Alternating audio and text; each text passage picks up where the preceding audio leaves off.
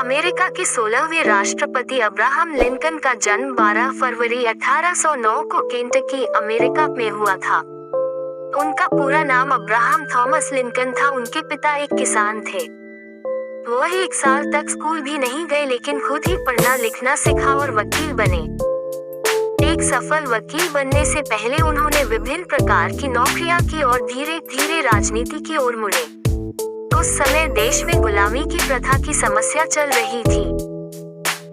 गोरे लोग दक्षिणी राज्यों के बड़े खेतों के स्वामी थे और वह अफ्रीका से काले लोगों को अपने खेत में काम करने के लिए बुलाते थे और उन्हें दास के रूप में रखा जाता था।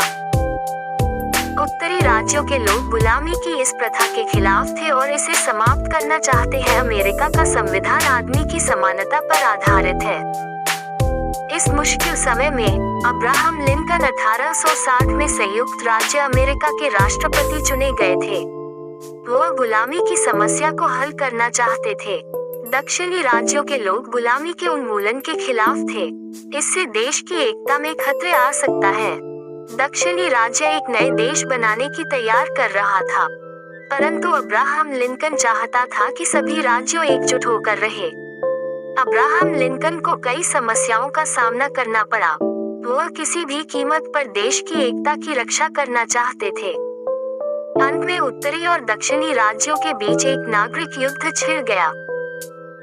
उन्होंने युद्ध बहादुरी से लड़ा और घोषणा की, एक राष्ट्र आधा दास और आधा बिना दास नहीं रह सकता।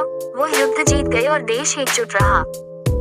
4 मार्च 1865 को अब्राहम लिंकन इनका दूसरी बार शपथ समारोह हुआ। शपथ समारोह होने के बाद लिंकन इन्होंने किया हुआ भाषण बहुत मशहूर हुआ। उस भाषण से बहुत लोगों के आंख में आंसू आ गए। वह किसी के भी खिलाफ नहीं थे और चाहते थे कि सब लोग शांति से जीवन बिताएं। 1862 में लिंकन की घोषणा की थी, अब सभी दास मुक्त हो गए। इसी से ही लिंकन लोगों के बीच लोकप्रिय रहा। अपनी जिंदगी में कई बार असफलताओं का सामना करने वाले अब्राहम लिंकन आखिरकार अमेरिका के एक सफल राष्ट्रपति बने थे। वे संयुक्त राज्य अमेरिका के ऐसे महापुरुष थे जिन्होंने देश और समाज की भलाई के लिए अपना जीवन समर्पित कर दिया। लिंकन कभी भी धर्म के बारे में चर्चा नहीं करते थे और किसी जात से संबद्ध नहीं थे। एक बार उनके किसी मित्र ने उनसे उनके धार्मिक विचार के बारे में पूछा।